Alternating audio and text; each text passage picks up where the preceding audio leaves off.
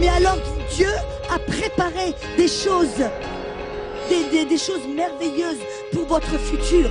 Votre futur, il est brillant, il est fort, il est beau.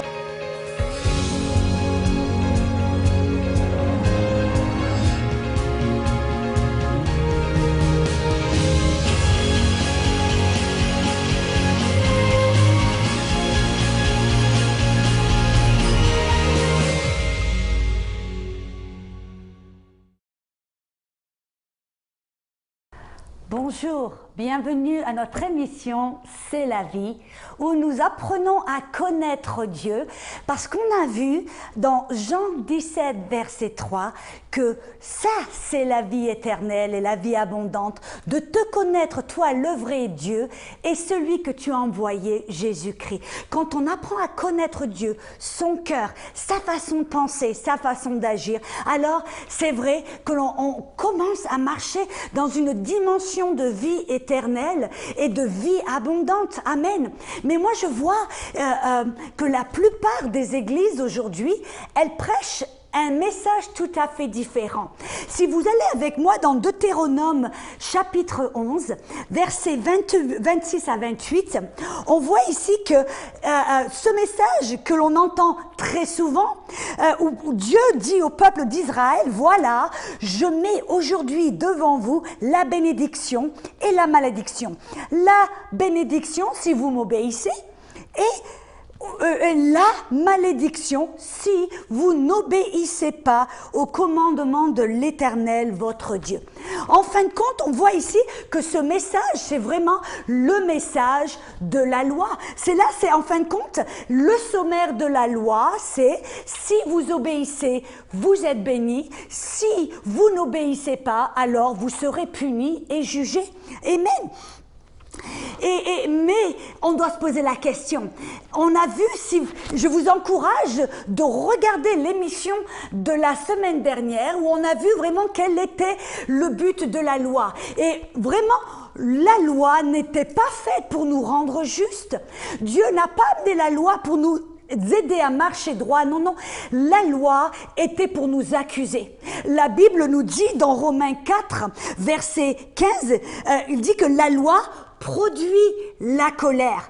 Et allez avec moi, si vous pouvez, dans 2 Corinthiens, chapitre 3, versets 5 à 9, la Bible nous dit là que il nous a rendus capables d'être ministres d'une nouvelle alliance, non de la lettre, mais de l'esprit, car la lettre tue. Écoutez bien, faites un petit peu attention à ces paroles, car la lettre tue, mais l'esprit vivifie.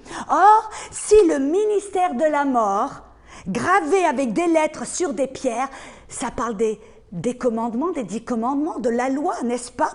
Si le ministère de la mort, gravé avec des lettres sur des pierres, a été glorieux, au point que les fils d'Israël ne pouvaient fixer leur regard sur le visage de Moïse, à cause de la gloire de son visage, bien que cette gloire fût passagère, combien le ministère de l'Esprit ne serait-il pas plus glorieux?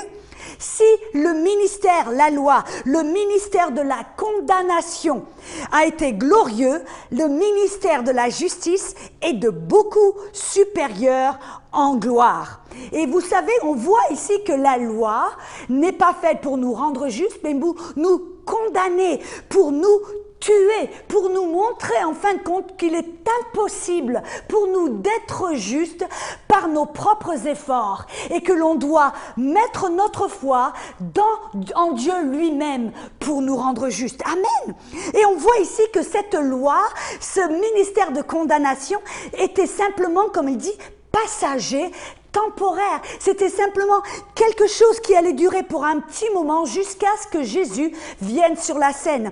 Regardez 2 Corinthiens, chapitre 3, verset 11, le verset suivant dit « En effet, si ce qui était passager a été glorieux, ce qui est permanent est bien plus glorieux. » Vous voyez ici que la loi était passagère et que le ministère que Jésus, l'alliance qu'il nous a donnée, introduit, est une alliance permanente. C'est pour ça, c'est ça que Jésus est venu. Il est venu pour annoncer un changement. Il est venu pour annoncer et amener une nouvelle alliance. C'est une alliance non pas de condamnation, mais une alliance de grâce. Amen.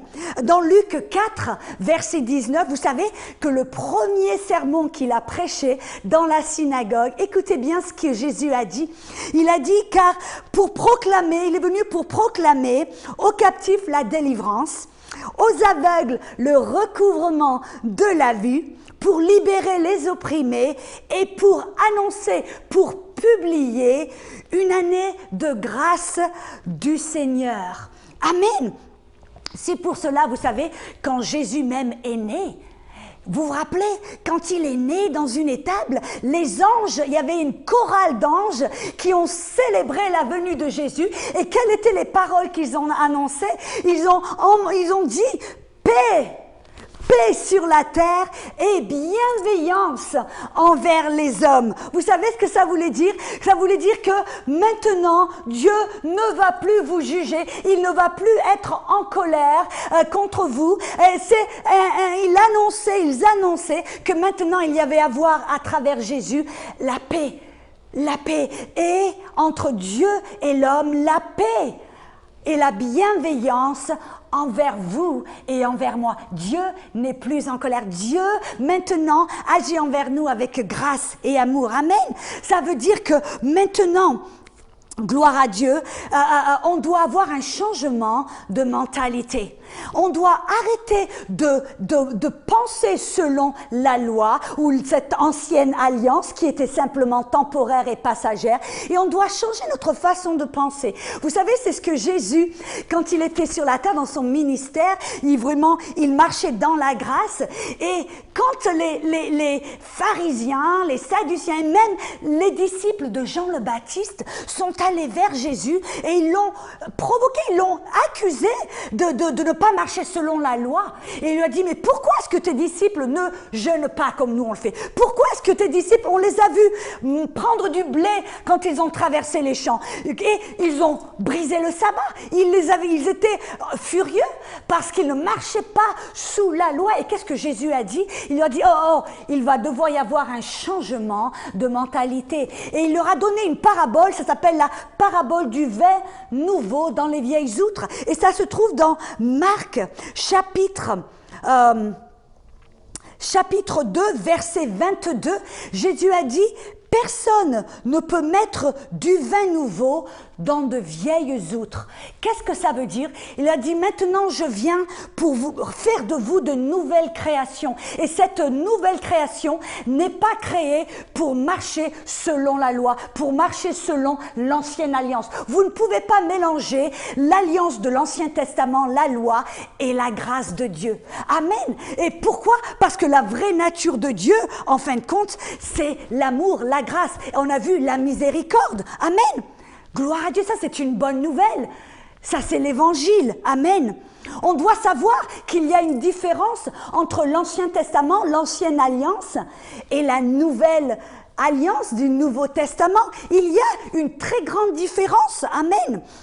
On a vu que dans l'ancienne alliance, amen, la loi, tout repose sur nous. Selon la loi, ça veut dire que si on agit bien, récompense. Si on agit mal, alors punition. Tout repose sur nous. Mais vous savez que cette nouvelle alliance, maintenant, tout doit reposer sur Christ. Et on doit simplement accepter et marcher et reconnaître et recevoir ce que Jésus a fait pour vous. Vous voyez, c'est là dans dans cette nouvelle alliance, c'est pas ce que l'on fait, mais c'est ce que Jésus a fait pour nous. C'est intéressant, vous voyez, Pierre et Jean, il y avait toujours une petite compétition entre eux deux, vous savez, mais il y a un symbole, quand on regarde leur mentalité et leur façon de penser, on voit qu'il y a un symbole là. Et moi je vois Pierre comme celui qui marchait selon la loi. Pourquoi? Parce que vous vous rappelez Pierre, qu'est-ce qu'il disait? Moi, je vais te suivre. Moi, je vais mourir avec toi, Jésus. Moi, je t'aime. Moi, je ne vais jamais te dénier. Et vous vous rendez compte qu'est-ce qui s'est passé? Pierre s'est cassé la figure.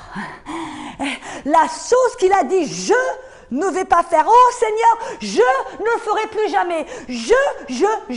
Et c'est là, pourquoi? Parce que la loi ranime le péché. La loi nous condamne et nous empêche de marcher dans la justice. Amen. Mais vous voyez, Jean, quelle était la mentalité de Jean? Voyez dans les évangiles, qu'est-ce qu'il disait? Que Jean était le disciple que Jésus aimait. On avait l'impression un peu qu'il se vantait un petit peu. Non, non, non, non. Il avait une révélation, il avait une mentalité où il voyait non pas ce qu'il pouvait faire pour Dieu, ce qu'il allait être capable de faire ou qu'il ne ferait pas. Non, non. Toute son attention était sur ce que Jésus faisait pour lui. C'était Jésus qui l'aimait. C'était Jésus qui l'acceptait. Et vous savez que Jean, quand tout le monde parmi les disciples se sont enfuis, ont dénié Jésus, sont partis, Jean était celui qui était toujours au bas de la croix. C'était lui qui était toujours auprès de Jésus. Pourquoi? Parce qu'il avait une révélation de cette nouvelle mentalité, que ce n'était pas ce que nous pouvons faire ou nous ne pouvons pas faire, ce qui est la loi, mais il a une révélation que c'est ce que Jésus faisait pour lui, ce que Jésus allait faire et avait fait pour lui. Le disciple que Jésus aimait. Amen. Ça veut dire que maintenant, on doit avoir un changement de mentalité. On doit, comme Jean, s'arrêter de penser à ce que nous pouvons faire. Je ne vais plus faire ceci, je ne vais plus faire cela, non, c'est selon mes actions, selon mes œuvres. Non, non, non, on doit s'arrêter de penser selon la loi, selon cette mentalité de l'ancienne alliance. Et maintenant, on doit, comme Jean, adopter une nouvelle mentalité. Amen. On doit maintenant regarder ce que Jésus a fait pour nous. On doit l'accepter, on doit le recevoir et marcher dans cette grâce, marcher dans cet amour. Amen.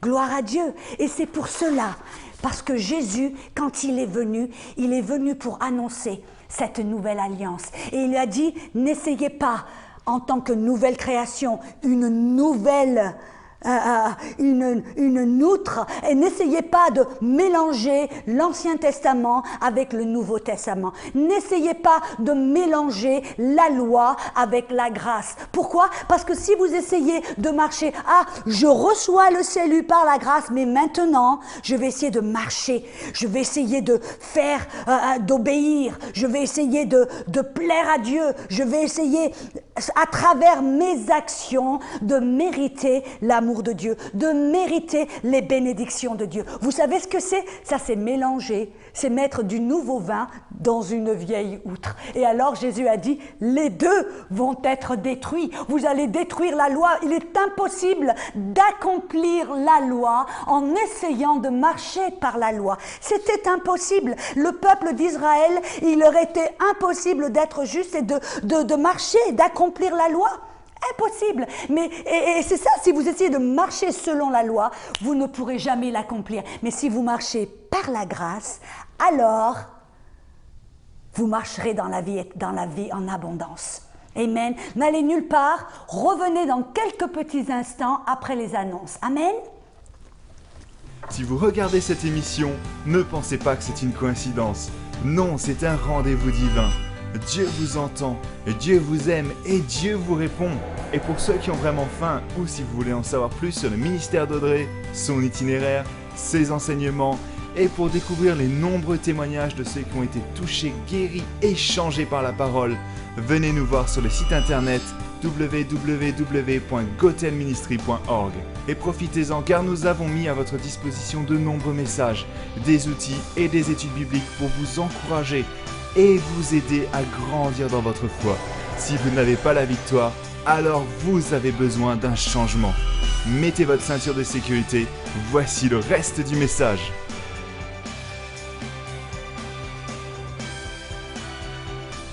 Allons, voilà, nous voilà de retour.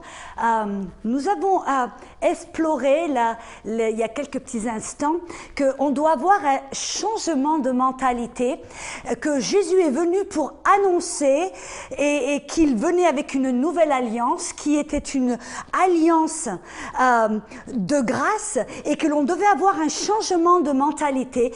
Amen. Et que donc, comme Jean, on devait maintenant voir et regarder ce que Jésus a fait pour nous. Amen. Et l'accepter. Amen. Et on va voir comment est-ce qu'il l'a fait. Si vous allez avec moi dans le livre de Galates, chapitre 3, dans les versets 23-26, on voit ici que avant que la foi vint, nous étions enfermés sous la garde de la loi, en vue de la foi qui devait être révélée. Ainsi, la foi a été comme un pédagogue pour nous conduire à Christ. Amen. Afin que nous fussions justifiés par la foi. Amen. Et la foi étant venue, nous ne sommes plus sous ce pédagogue. Et on vient de voir que la pédagogue, c'était la loi. Regardez maintenant dans le chapitre 4, versets 1 à 7, il dit « Or, aussi longtemps que l'héritier est enfant, je dis qu'il ne diffère en rien d'un esclave. » Amen. Quoi qu'il soit le maître de tout, mais il est sous le tuteur et des administrateurs jusqu'au temps marqué par le Père. Nous aussi, de la même manière, lorsque nous étions enfants, nous étions sous l'esclavage des rudiments du monde. Mais lorsque les temps ont été accomplis, Dieu a envoyé son Fils, né d'une femme, né sous la loi, afin qu'il rachetât ceux qui étaient sous la loi, écoutez un petit peu, afin que nous reçussions l'adoption. Amen. Et parce que vous êtes fils, Dieu a envoyé dans vos cœurs l'esprit de son Fils, lequel crie « Abba, Père » ou « Papa, Papa ». Amen. Ainsi, tu n'es plus esclave, mais fils. Et si tu es fils, tu es aussi héritier de Dieu par Christ. Est-ce que vous avez remarqué quelque chose là? Il y a un certain contraste. On voit qu'il y a un contraste entre la loi et l'adoption en tant que fils, et aussi on voit qu'il y a une différence entre être un enfant et un fils de Dieu. Amen. Gloire à Dieu. Et alors, l'adoption, nous, quand on pense d'adoption, on pense à un petit enfant qui a été abandonné. Amen. Et qu'une bonne famille bienveillante va le recevoir dans la famille. Mais vous savez que l'adoption, dans la Bible ou dans cette culture d'Israël, veut dire quelque chose de tout à fait différent. En fin de compte, l'adoption, c'est ce qu'ils appelaient bat mitzvah pour les filles ou bat mitzvah pour les jeunes hommes. Et le terme adoption, en grec, c'est la parole ouiothesia. Et vous savez qu'est-ce que ça veut dire? Ça veut dire le placement d'un enfant, le placement dans une position en tant que fils, dans une position de confiance, de responsabilité et de faveur. Amen. Et alors, qu'est-ce que ça veut dire? Cette position de confiance et de responsabilité, on voit la différence entre le contraste entre être un enfant et être un fils de Dieu, c'est-à-dire adopté en tant que fils de Dieu. Quelle est la différence? Par exemple, ça veut dire que nous ne sommes plus sous la loi, mais nous sommes maintenant sous la grâce. Exemple, voyez des petits enfants, comment est-ce que vous allez les éduquer, les aider à grandir, leur apprendre certaines choses? Un petit enfant ne va pas comprendre. Amen. Si vous essayez de lui apprendre qu'il doit se brosser les dents tous les soirs, vous allez pouvoir essayer de lui dire « Ok, dents, parce que si tu brosses pas tes dents, tu sais mon petit, quand tu auras 50 ans, 60 ans, tu vas perdre les dents. » Ce petit enfant ne comprend pas. Il ne peut pas voir 40 ans à l'avant. Non, non, il pense maintenant. Et alors, comment est-ce que vous allez lui apprendre à se brosser les dents? Avec le système de punition, de récompense. Si tu brosses pas les dents, tu m'entends? Maman te donne une fessée. Ou alors, mon petit, si tu brosses tes dents, alors ce soir, tu pourras regarder tes dessins animés préférés.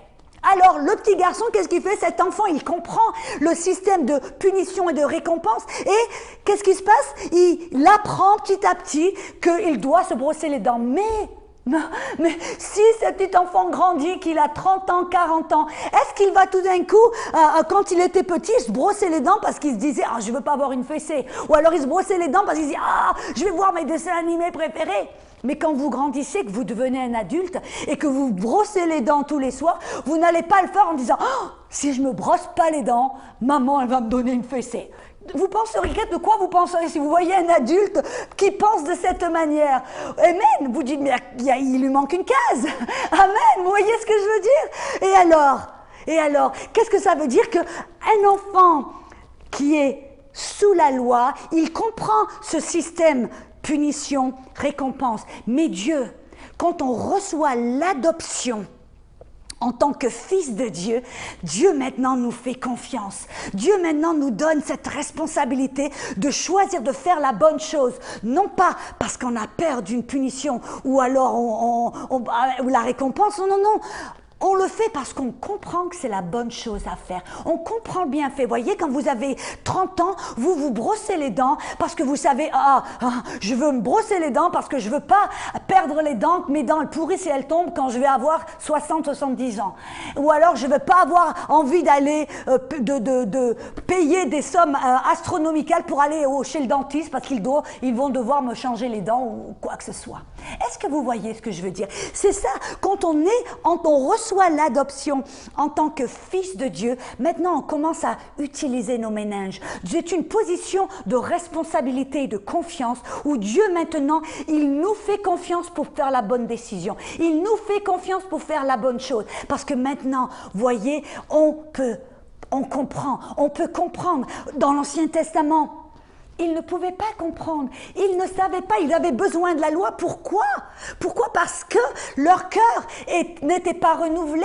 Mais aujourd'hui, Dieu a changé notre cœur. Romains 7, 22, que j'ai plaisir à faire la volonté de Dieu selon l'homme intérieur. Voyez? Alléluia, gloire à Dieu. Maintenant, Dieu nous fait confiance. Et la chose est que si maintenant si on ne fait pas certaines choses, que Dieu ne va pas nous punir, amen, que si on fait une certaine bêtise, Dieu ne va pas nous punir. Est-ce que ça veut dire que maintenant, on va avoir la mentalité, on va se dire, moi maintenant, le péché c'est bon, il n'y a pas de problème. Non, non, non. Vous voyez, ça c'est ridicule, parce que maintenant, Dieu nous fait confiance. Écoutez un petit peu, dans 1 Corinthiens, alléluia, dans 1 Corinthiens chapitre 6 verset 12, ça nous dit que tout maintenant, tout m'est permis. Alléluia, je ne suis plus sous la loi, tout m'est permis, mais, écoutez un petit peu, mais tout n'est pas utile. Tout m'est permis, mais je ne me laisserai asservir par quoi que ce soit. Parce que, voyez maintenant, on comprend que si on permet le péché dans notre vie, on ouvre la porte au diable. On lui permet de venir pour nous détruire et pour nous voler. Alors maintenant, on utilise nos méninges, on dit non, non, non, je sais que tout m'est permis, je ne suis pas sous la loi, mais maintenant, je vais utiliser mon utilité. Maintenant, je vais marcher par l'esprit et je vais faire ce qui est bien et je vais résister au péché, non pas parce que j'ai peur d'une punition du Père, parce qu'on a vu que Dieu ne nous juge plus, mais maintenant on sait que maintenant je ne vais pas ouvrir la porte au diable, je vais faire ce qui est bien parce que c'est ce qui est bien pour moi. Et notre verset dans 1 Corinthiens chapitre 10, alléluia, dans le verset 23 et 24, la même chose. Paul nous dit, tout est permis, mais tout n'est pas utile. Tout est permis, mais tout n'édifie pas. Vous voyez maintenant, on n'est pas sous la loi, tout est permis, tout est permissible, mais on sait que tout n'est pas utile, que tout n'est pas bon pour nous. Alors, maintenant, nous sommes des adultes en qui Dieu fait confiance. Nous sommes des adultes que Dieu amène et il nous aide à marcher dans la vie abondante. Amen. Gloire à Dieu. Alléluia. Vous voyez, c'est une position non seulement de confiance, mais une position de faveur. C'est une position de faveur aussi. Ça veut dire que maintenant, on agit d'une certaine manière, non pas parce qu'on essaie de gagner l'acceptation et l'amour de Dieu, mais parce qu'on sait que Dieu nous aime. Écoutez ça dans Éphésiens chapitre 1. Dans Éphésiens chapitre 1, si vous avez votre Bible, dans Éphésiens chapitre 1, versets 5 et 6 qui dit que Dieu nous a prédestinés dans son amour à être des enfants d'adoption, ça veut dire des fils de Dieu par Jésus-Christ, selon le bon plaisir de sa volonté, à la louange de la gloire, de sa grâce qu'il nous a accordée en son bien-aimé. Amen. Ça veut dire que maintenant, nous sommes acceptés, nous sommes aimés par le Père. Amen. Romains chapitre 5, verset 1 et 2 dit que maintenant que nous sommes sauvés par la foi, nous avons accès dans la grâce de Dieu dans laquelle nous nous tenons fermes. Qu'est-ce que c'est la grâce de Dieu? La grâce de Dieu, c'est l'amour de Dieu inconditionnel. C'est l'amour et la faveur de Dieu que l'on ne mérite pas. Amen. Ça veut dire que c'est l'attitude de Dieu envers nous, son désir de nous bénir, sa bienveillance envers nous, et c'est son habilité surnaturelle et divine de faire ce que l'on ne pourrait pas faire dans le naturel. Et alors, cette grâce nous appartient. Si vous êtes un fils de Dieu, vous avez été placé, vous avez reçu l'adoption, vous êtes placé dans une position de confiance, de responsabilité et de faveur. Amen. Ça veut dire que Dieu, maintenant, il veut vous bénir, non pas parce que vous le méritez, non, mais parce que Dieu est bon et parce que vous êtes fils de Dieu. Vous n'êtes pas seulement un ami comme Abraham, vous êtes maintenant des fils de Dieu. Amen. Et Romains 11, verset 6 dit, si c'est par la grâce, ce n'est plus le principe des œuvres. Puisque autrement, la grâce ne serait plus la grâce. Ces bénédictions, amen, on les reçoit non pas parce qu'on le mérite. Cette faveur, non, on la reçoit pas parce qu'on la mérite, mais parce que nous sommes fils de Dieu. Nous avons reçu l'adoption. Et pourquoi est-ce que Dieu a choisi de le faire comme ça? Vous savez pourquoi? Parce que l'amour de Dieu est un plus grand motivateur que la peur. Dans l'Ancien Testament, ils étaient motivés par la peur. Amen. Et la malédiction venait s'ils désobéissaient. Mais maintenant, ils étaient sous la servitude. La Bible nous dit comme des esclaves. Ils étaient motivés par la peur, guidés par la loi. Mais maintenant, nous sommes motivés par l'amour. Amen. Parce que maintenant, je vois que dans l'amour, on se sent en sécurité. Et quand on s'en sent aimé, on veut faire tout pour Dieu. Quand on se sent aimé, alors on veut en faire beaucoup plus. On veut marcher droit. On veut marcher et on accomplit la loi sans même essayer de le faire. Amen. Parce que Dieu nous aime. Et on n'a pas besoin d'être autour de Dieu comme sur des coquilles d'œufs. Non. On est dans l'amour, fondé, enraciné dans son amour. Et c'est là qu'on peut grandir. C'est là qu'on peut s'épanouir. Amen. Et nous tenons à remercier tous nos amis et partenaires, car c'est eux qui nous ont permis de vous offrir ce message d'amour, de foi et de victoire. Si l'enseignement d'Audrey est une bénédiction pour vous, faites-nous le savoir en nous contactant sur internet à www.gotelministry.org avec un témoignage, un besoin de prière ou pour nous envoyer une offrande qui nous aidera à propager cette bonne nouvelle. Il n'y a aucune semence trop petite ou trop grande, mais votre investissement dans le royaume de Dieu permettra à quelqu'un quelque part de recevoir la vie. Alors rappelez-vous, Jésus est venu pour vous donner la vie et la vie en abondance. Alors on se hâte de vous revoir la semaine prochaine, même endroit et même heure.